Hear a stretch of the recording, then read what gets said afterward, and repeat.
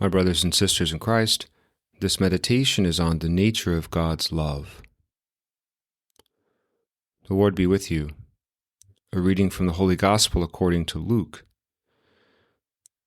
Jesus said to his disciples, "I have come to set the earth on fire, and how I wish it were already blazing.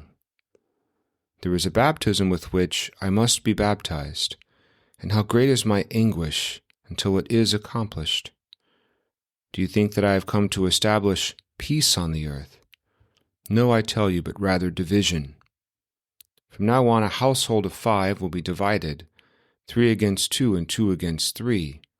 A father will be divided against his son, and a son against his father, a mother against her daughter, and a daughter against her mother, a mother-in-law against her daughter-in-law, and a daughter-in-law against her mother-in-law." The Gospel of the Lord.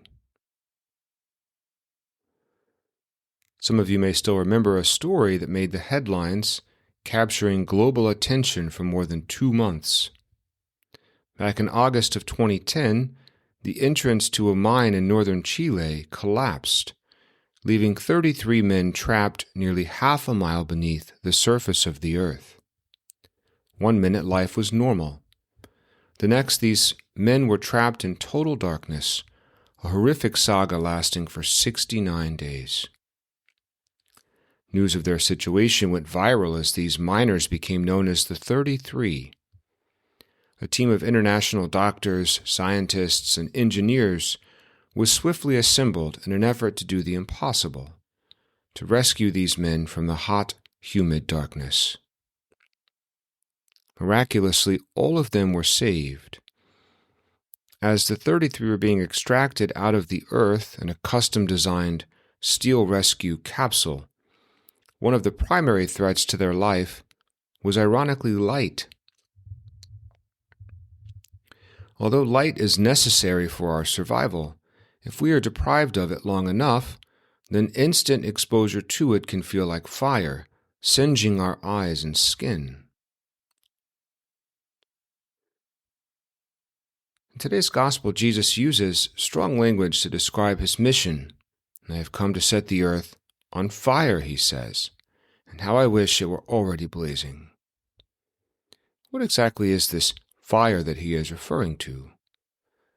Clearly, Jesus is not speaking of the physical brush fires enveloping arid parts of America and Europe. Rather, Jesus desires a spiritual fire, a divine inferno, that clears away any part of our lives that does not bring us closer to God or to one another. This is never a destructive blaze.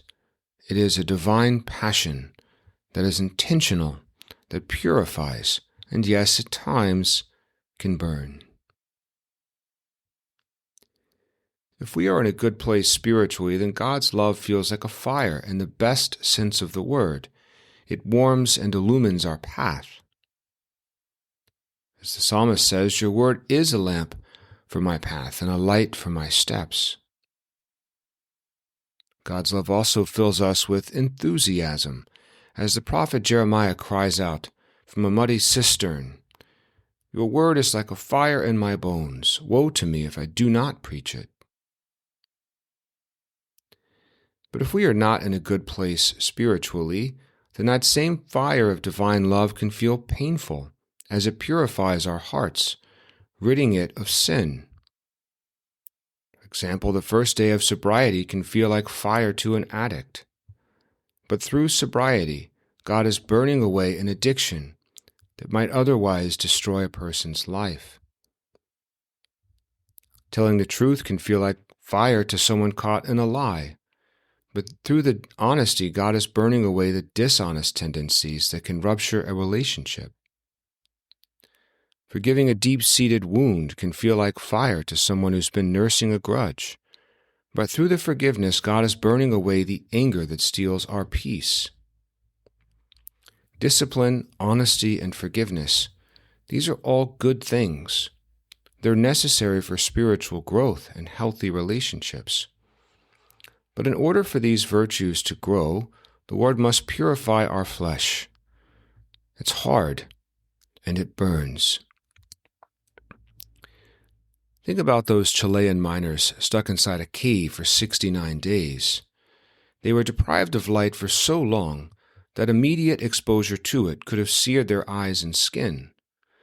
They needed gradual exposure before returning to full communion with the light. Similarly, the more distant we are from God, the more His love for us can burn, like a fire as it slowly purifies our lives. But this leads to holiness, peace, and salvation.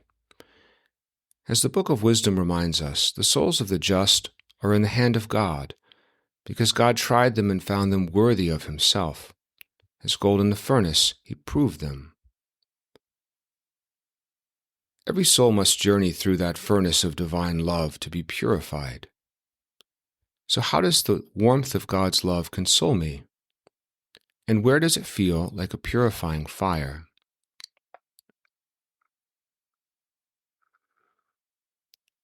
Let us rid ourselves of every burden and sin that clings to us, the author of the letter to the Hebrews writes, and persevere in running the race that lies before us, while keeping our eyes fixed on Jesus, the leader and perfecter of our faith.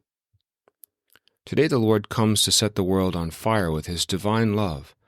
How He wishes it were already blazing. May it begin with us.